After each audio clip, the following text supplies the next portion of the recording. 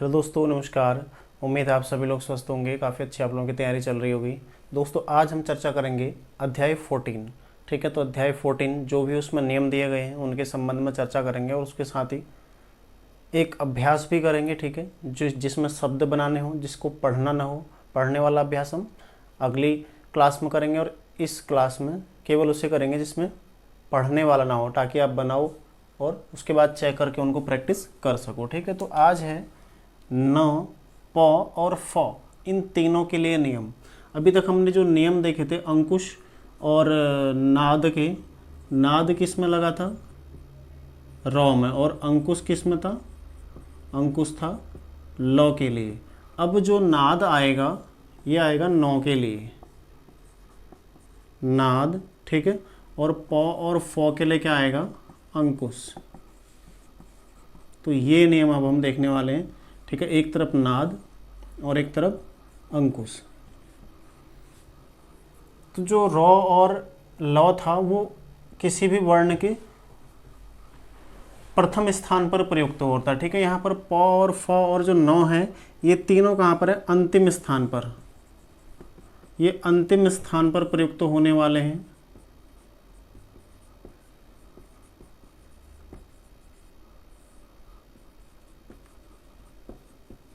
ये अंतिम स्थान पर प्रयुक्त होंगे। ठीक है, और देखते हैं कैसे प्रयुक्त होंगे। तो यहाँ तक आप लोगों को समझ में आ गया होगा, है ना? तो अंतिम स्थान पर हमारा न, प और फ प्रयुक्त होगा। न नाद के रूप में प्रयुक्त होगा और प और फ अंकुश के रूप में प्रयुक्त होगा। केवल इन तीनों के लिए अभी हम देख रहे हैं। इससे पहले हमने जो रौ और लौ देखा था वैसे ही समान है बिल्कुल, लेकिन परिस्थितियां अलग हैं। वो पहले प्रयुक्त हो रही थी, ये बाद में प्रयुक्त हो रहे हैं। अब नौ के लिए यदि देखें, नौ का प्रयोग कैसे होगा?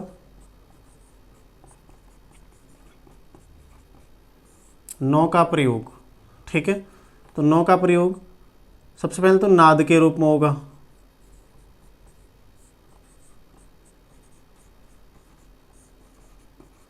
और तीनों परिस्थितियों में, परिस्थितियां देखते हैं इसकी, तीनों परिस्थितियां यहाँ कैसे प्रयुक्त होगा ये। ठीक है, एक होगा अधोगामी, अग्रगामी और ऊर्ध्वगामी। इन तीनों परिस्थितियों में इसका प्रयोग कैसे होगा देख लेते हैं। ठीक है, अधोगामी में किस ओर आएगा ये? बाईं ओर।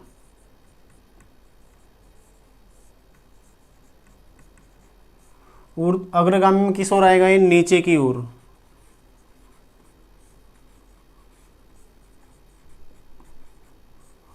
और ऊर्ध्वगामी में किस ओर आएगा ये? दाईं ओर।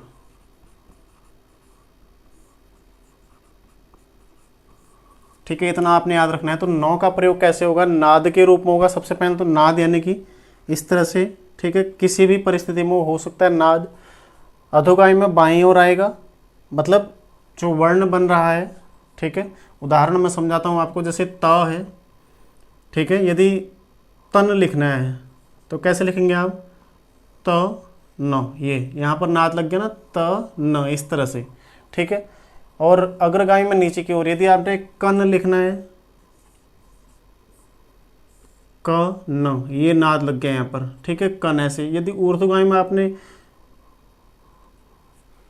कोई भी वर्ण, जैसे वन लिखना है, वन, तो व न, यहाँ पर ऐसे व न, इस तरह से ये नाद लग गया। ठीक है, वन, तो ऐसे वन हो जाएगा। मतलब यहाँ आपके दाईं ओर आ रहा है, यहाँ नीचे की ओर आ रहा है और यहाँ बाईं ओर आ रहा है। आपने ये ध्यान देना है। ठीक है, इसको नोट कर लीजिएगा आप। पहले उदाहरण सारे भी बताऊंगा, पहले आपको एक बार नियम समझा दूं बहुत अच्छे से। ठीक है, और प और फ का प्रयोग,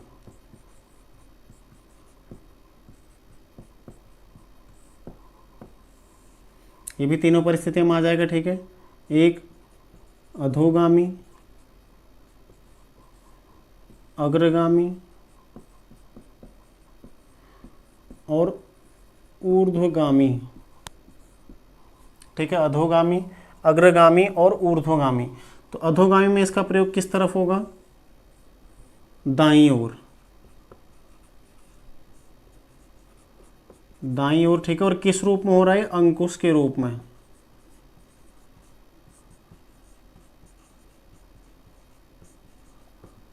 ठीक है, दाईं ओर होगा। अग्रगामी में किस ओर इसका प्रयोग होगा? ऊपर की ओर।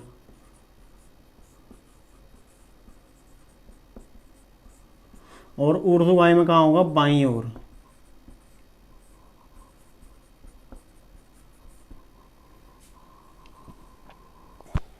ठीक है, अधोगामी दाईं ओर हो रहा है, अग्रगामी ऊपर की ओर हो रहा है, ऊर्ध्वगामी बाईं ओर हो रहा है। जैसे एक आध उदाहरण हम देते हैं। अधोगामी में दाईं ओर, जैसे तप, तो कैसे लिखोगे आप? त प, ये यहाँ पर त प, ये प जो नीचे अंकुश लगा है ये है प। ठीक है, तन किस ओर था? इसके विपरीत था। मतलब दोनों एक दूसरे के विपरीत हैं। जैसे र और लौ एक दूसरे के विपरीत थे, वैसे ही प फ और नौ एक दूसरे के विपरीत हैं। ठीक है, फिर अग्रगामी कहाँ था? ऊपर की ओर था। यानी कि जैसे कप लिखना है आपने, क प, इस तरह से ऊपर की ओर आ जाएगा। ठीक है, और यदि आपने ऊर्ध्वगामी जैसे बाईं ओर है, जैसे आपने कोई भी वप कोई भी ले लीजिए। ठीक है, तो वो इसी तरह से यहाँ पर फ, ठीक है, या प। तो ये आपका नियम हो गया एक सामान्य सा। इसको आप पहले एक स्क्रीनशॉट इसका अच्छे से ले लीजिए ताकि आपको ये समझ में आ जाए। ठीक है, इसमें कुछ नहीं है ज़्यादा। नौ, प और फ तीनों का ये नियम है। ठीक है, नौ नाद के रूप में, प और फ अंकुश के रूप में आपका लिखा जाना है। ये अंतिम स्थान पर प्रयुक्त होंगे सारे स्वर। ठीक है, ये सॉरी स्वर नहीं है, ये सारे जो नियम है ये अंतिम स्थान पर प्रयुक्त होंगे। ठीक है, नौ का प्रयोग नाद के रूप में कैसे होगा? अधोगामी में बाईं ओर, अग्रगामी में नीचे की ओर, ऊर्ध्वगामी में दाईं ओर। ऐसी प और फ, ठीक है, इसका प्रयोग कैसा होगा? अधोगामी में दाईं ओर, अग्रगामी में ऊपर की ओर, ऊर्ध्वगामी में बाईं ओर। ठीक है, और अंकुश के रूप में इनका प्रयोग तो होगा और इनका नाद के रूप में होगा। बस इतना सा नियम आपने पहले ये याद रखना है। ठीक है, अब इसके कुछ उदाहरण देख लेते हैं, उसके पश्चात अगला अभ्यास हम करेंगे। ठीक है, इसके उदाहरण देखते हैं पहले।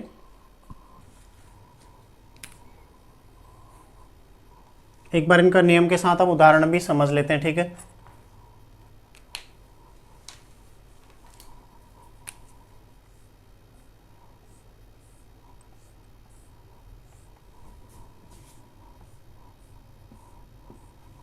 तो सबसे पहला है इसमें नौ का नियम। ठीक है, नौ के नियम में सबसे पहला जो वर्ण है यहाँ पर क्या लिखा हुआ है? कान। तो कैसे हो जाएगा कान? ये कान। ठीक है, कान। गिन कैसे हो जाएगा? गिन। ठीक है, बीन इस तरह से हो जाएगा। नैन, फिर मान, आंगन, आंगन और चंचल। देखो बीच में भी यदि नौ आए तो आपने ये भी ध्यान रखना, नौ कहीं पर भी आए, किसी भी परिस्थिति में आए, केवल उसमें आ की मात्रा का स्वर नहीं होना चाहिए। ठीक है, यदि आ की मात्रा का स्वर, ए की मात्रा, मतलब मात्रा अभी मैं आपको नहीं बता रहा हूँ, कोई भी मात्रा हो, ठीक है, तो उसको आपने पूरा लिखना है अभी। लेकिन जब बीच में आ रहा है, देखो यहाँ पर नौ का बिंदु आ रखा है। ठीक है, चंचल, इस तरह से भी लिख सकते हैं आप। ठीक है, चंचल और चल दोनों नियम आप यहाँ पर, ये लौ का नियम है और ये नौ का नियम है। ठीक है, तो यदि बीच में आए, केवल बताना ये उद्देश्य है कि यहाँ पर बीच में आए तो बीच में भी आप प्रयुक्त करेंगे। ठीक है, तो ये नौ का नियम हो गया।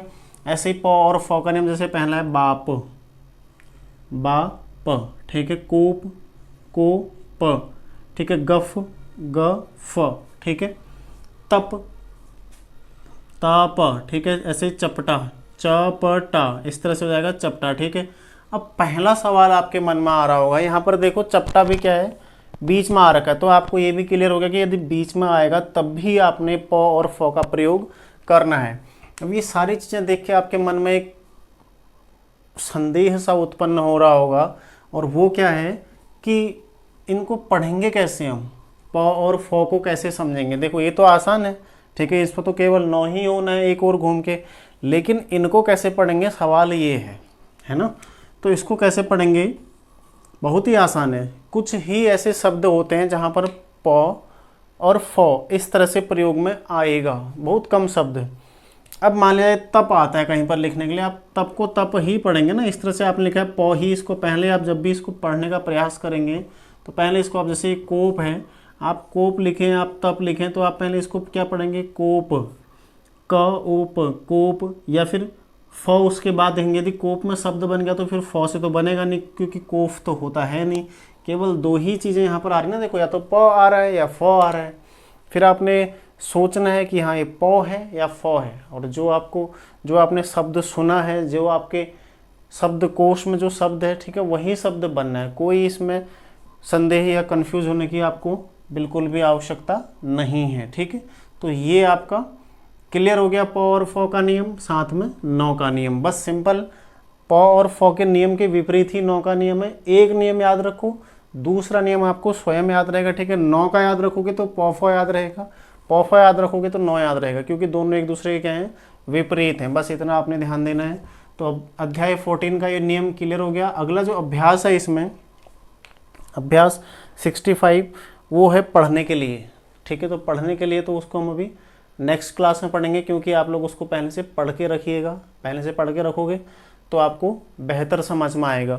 इस क्लास में हम क्या करते हैं, अभ्यास 66 जो कि शब्द बनाने हैं, ठीक है, रेखाक्षर बनाने हैं शब्दों का, तो उसको हम बनाने का प्रयास करते हैं। लेकिन आप लोग यहाँ से आगे बढ़ने से पहले उनको स्वयं बनाइए, और स्वयं बनाने के बाद तब चेक करना, और उसके बाद उनको बनाने का प्रयास करना, ठीक है। उस चेक करने के पश्चात उनको प्रैक्टिस करना है। आपने पूरा प्रैक्टिस करें कम से कम 15 से 20 बार। तो सबसे पहले आप लोग इसका एक स्क्रीनशॉट ले लीजिए, ठीक है। जिसके पास किताब नहीं है वो लोग इसको पहले प्रैक्टिस करें, स्वयं से बनाने का अभ्यास करें, उसके बाद चेक करें और तब इसको प्रैक्टिस करें, ठीक है। पहले इसको लिखिए, बनाइए और मिलाइए उसके बाद, और तब इसको अभ्यास कीजिए, ठीक है। तो सबसे पहले मैं आपको एक बार इसको पूरा बना देता हूँ, उसके बाद मैं आपको समझाऊंगा। तो अभ्यास 66 है, ठीक है, ये आपने ध्यान रखना है। 65 हम अगली क्लास में पढ़ेंगे, ठीक है, पढ़ने का अभ्यास करेंगे उसको, ठीक है। मैं इसको बना के रखता हूँ एक बार, उसके बाद आपको समझाता हूँ, ठीक है। कान, गिन, रान, चौहान, बलिदान, बीन, साधन, चंदन, बंधन,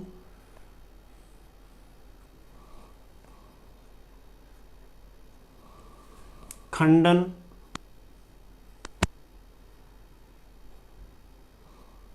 जर्मन, फिर एक कंगन, गुण, ऋण, गमन, दक्षिण, जलन, क्षण, फिर भवन, दमन, यत्न, फिर लक्षण, भक्षण, ज्ञान, तपना, जपना,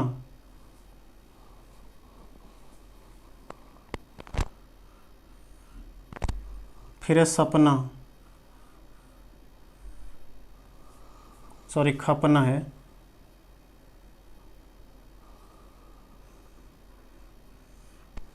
खपना, इस तरह से हो जाएगा, ठीक है। खपना, फिर झपना, फिर झपट, प्राप्त,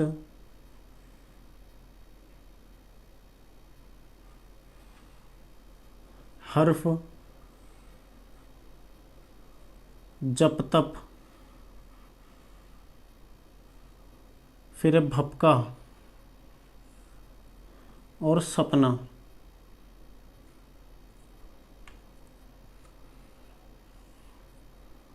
ठीक है। इस तरह से आएगा, ठीक है। तो ये हो गया आपका पूरा, एक बार मैंने बना दिया, इसको मैं एक बार आपको समझाता हूँ जल्दी जल्दी, ठीक है। तो बिल्कुल ध्यान दीजिएगा आप लोग। देखो, कान, गिन, रान, ये तीनों बहुत ही आसान है। कान लाइन के ऊपर बन गया, का और नौ का इसमें अंकुश लग गया, कान, ठीक है। ऐसे गिन लाइन पर बन गया। चाहें तो आप ई की मात्रा लगाएं या ना लगाएं, ठीक है, कोई फर्क नहीं पड़ता, आप इसको पढ़ सकते हैं, ठीक है, आराम से। गिन, चाहें तो ई की मात्रा आप लगा लीजिए। रान, देखो लाइन के ऊपर चला गया तो सीधा सीधा आ की मात्रा इसमें लग गई। फिर देखो चौहान, ये चौ, इसमें हो और इसमें नौ जुड़ गया, ठीक है, क्या हो जाएगा, चौहान। बलिदान, लॉ आया है, यहाँ पर लॉ आया है। आप बलिदान ऐसे भी कर सकते हैं, लेकिन देखो क्यों हम इसको आगे बढ़ा रहे हैं। हम बलिदान में क्या करते हैं, बलिदान मतलब पीछे की ओर आगे। देखो ये पंक्ति यहाँ से शुरू हो यहीं पर खत्म, अगर हम आगे बढ़ते हैं सीधा तो बलिदान, तो इतना हम इससे हमें आगे जाने में बिल्कुल आसानी होती है, इसलिए हम लॉ पूरा लिख लें, ठीक है। बलिदान इस तरह से बीन लाइन के नीचे आ जाएगा, बिल्कुल बहुत सिंपल। साधन देखो, साधन, साधन बहुत आसान है। चंदन देखो 2 नौ यहाँ पर आ रखे हैं, लिख सकते हैं हम। चंदन है ना, तो आपके मन में सवाल आ रहा होगा कि ये 9 पूरा क्यों बनाया, 9 तो वो भी है, तो चंदन ऐसे भी लिख सकते हैं आप, ठीक है। लेकिन इसमें समय ज़्यादा लग रहा है। छोटी छोटी चीज़ें जब आप बाद में स्पीड में आ जाओगे ना, ये सारी चीज़ें आपको समझ में आने लगेंगी, हाँ हमारा समय वाकई में इसमें ज़्यादा लग रहा है। देखो ये चन यहाँ पर घूमे, फिर यहाँ पर 9 के लिए घूमे, लास्ट में घुमाना आसान है लेकिन बीच में घुमाना थोड़ा मुश्किल होता है, वो भी ऐसी जगह पर जहाँ पर अगला वर्ण बनाने में हमें और दिक्कत हो रही है, ठीक है। तो इसलिए हम ऐसे सीधा लिख के ये आसानी से हमारा बन जा रहा है, इसलिए हमने चंदन और बंधन और खंडन तीनों को पूरा लिखा है। देखो खंडन में है ण और लिखते हैं हम 9, ठीक है। ये भी आप याद रखना, कई जगह पर ऐसा भी आता है जहाँ पर ण आता है और हम 9 लिखते हैं, ठीक है। तो जैसे गुण है तो गुण को हम ण न लिखने के बजाय गुण लिखते हैं ना, जैसे यहाँ पर गुण लिखा है देखो, और है क्या ण, हम कैसे लिखते हैं, तो ऐसे, तो गुण ऐसे न लिख के हम ऐसे लिखते हैं, ठीक है। कंगन में देखो ये अंग बीच में कट गया, यहाँ लास्ट में 9 लग गया तो बीच में कट गया तो क्या हो जाएगा, कंग न, 9 लग गया। जर्मन देखो जर्मन, खंडन मैंने आपको बता ही दिया, ठीक है। ऋण लाइन से ऊपर की ओर जाता तो ऋण, ठीक है, ऋण हो जाएगा। यहाँ पर भी देखो ण है लेकिन हमने इसको 9 लिखा है और पढ़ क्या रहे हैं ण, ऐसे गमन, ग म न, गमन हो जाएगा। दक्षिण देखो द क्ष न, दक्षिण, आप यहाँ पर एक ही मात्रा भी इनमें लगा सकते हैं चाहें तो, ठीक है। दक्षिण में क्ष, उसके बाद ण को हमने 9 लिखा है यहाँ पर भी। अब कहीं पर भी ण आएगा तो ण को हम 9 लिखेंगे, सदैव। एक चीज़ आपने ये भी, अब क्योंकि अब नियम आ गया 9 का, ठीक है, तो हमें ये ज़्यादा शॉर्ट पड़ता है, तो इसको भी आपने याद रखना। ये भी आपके लिए एक नियम जुड़ गया आज से कि सदैव ण को हम क्या लिखेंगे, 9 लिखेंगे, ठीक है। अब जलन देखो, ये जल न, जलन बहुत ही आसान है बिल्कुल, ठीक है, जलन इस तरह से हो जाएगा। अब आगे क्या है देखो, क्षण, यहाँ पर भी ण आया, हमने इसको 9 बना रखा, देखो ये क्षण, ठीक है। फिर देखो भवन, ये भ व न, 9 यहाँ पर जुड़ गया। अब तो 9 तो आपका क्लियर हो गया होगा, मुझे नहीं लगता है इससे आगे अब आपका कुछ इसमें कन्फ्यूजन रहा होगा या संदेह रहा होगा। देखो दमन, यत्न, यत्न, यत्न, लक्षण देखो लक्षण, यहाँ पर भी ण आया था उसको हमने 9 लिख दिया, ठीक है। ऐसे भक्षण, तो भक्षण, भक्षण को हम क्या पढ़ते क्या है, भक्षण, लिखते क्या है, भक्षण, ठीक है। फिर है ज्ञान, ज्ञान, लाइन के ऊपर देखो तपना, तपना, जपना, खपना, झपना, ये सारे चारों एक से ही हैं, ठीक है। ये त प ना, देखो आ रहा है ना, दाईं ओर आ रहा है, फिर ना इसमें हमने जोड़ दिया, ऐसे ही जप ना, खप, देखो खप ना, इसको समझिएगा, खप ना कैसे बना, ये ख लिखा इसमें प, ठीक है, ये ख लिखा इसमें प और ना, यहीं से यहाँ से ही वापस ले रहा है ना, ये खप ना यहीं से जा रहा है, देखो यहाँ से पूरा घूम रहा है, तो खपना आप इस तरह से बना देंगे, ठीक है। झपना और झपट काफ़ी आसान है, झपट भी देखो मैं समझाता हूँ आपको एक बार, झपट, ठीक है। ये है झ प ट, ये देखो झ प ट, झपट इस तरह से हो जाएगा, ठीक है। हम ऊपर की ओर जा रहे हैं, पहले ये झ लिखा ऊपर गई, वहीं से ट शुरू कर रहे हैं बनाना, ये देखो यहाँ से ट, इसको पीछे से नहीं लाना है, ऐसे उसी को लाइन को ओवर राइटिंग करके नीचे आपने ले आना, ठीक है, झपट। ऐसे ही प्राप्त, देखो प्राप्त भी सेम यही है, ये प्राप्त, ये प्राप्त, ठीक है, प्राप्त।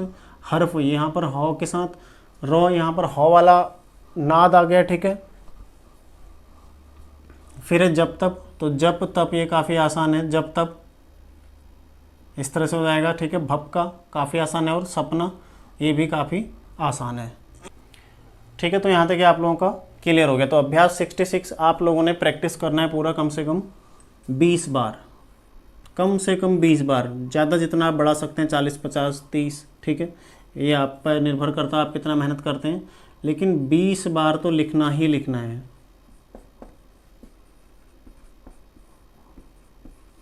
20 बार इसको आपने पूरा करना ही करना है, ठीक है। तो इसको आप लोग एक बार फिर से स्क्रीनशॉट वगैरह ले लीजिए ताकि आप इसको पुनः अपने शब्द चेक कर सकें। ठीक है, समझ में आ गया होगा, उम्मीद है आप लोगों को ये बेहतर समझ में आ गया होगा। नो, पो और फो, कोई भी इसमें दिक्कत आपको नहीं है।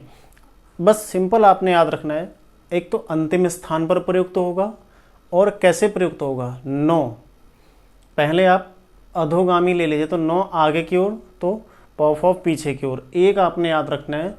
दूसरा उसकी विपरीत दिशा में प्रयुक्त होगा। जहाँ नो पीछे की ओर प्रयुक्त हो रहा है वहाँ पोफो आगे की ओर प्रयुक्त हो रहा है ना। बस आपने इतना ध्यान रखना है और कुछ भी इसमें आपको ध्यान रखने की आवश्यकता नहीं है। ठीक है, तो इसको आप लोग प्रैक्टिस करें, कम से कम 20 बार लिखें।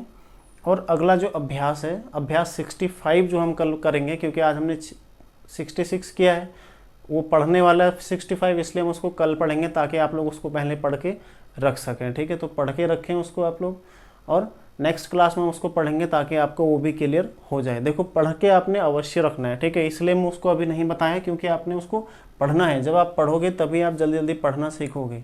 ठीक है, पढ़ना सीखना ज़्यादा महत्वपूर्ण है। आप धीरे धीरे किताब से जब पढ़ना सीखते हुए जाते हैं ना, तो बाद में आपका लिखा हुआ आपको ही पढ़ना है। तो अपना लिखा हुआ तो हर कोई पढ़ लेता है, लेकिन थोड़ा आपका मस्तिष्क इस तरह से विकसित हो जाएगा कि आपको मतलब स्वयं आपके शब्दकोश से शब्द आने लगेंगे, मतलब ज़्यादा दिक्कत नहीं होगी, बाद में ज़्यादा समय नहीं लगेगा आपको पढ़ने के लिए। तो इसीलिए मैं कहता हूँ कि आप लोग उसको पढ़ने का लगातार अभ्यास कीजिए। तो मिलते हैं नेक्स्ट क्लास में। ठीक है, अभ्यास 65 के साथ आप लोग तैयारी करते रहिए। धन्यवाद।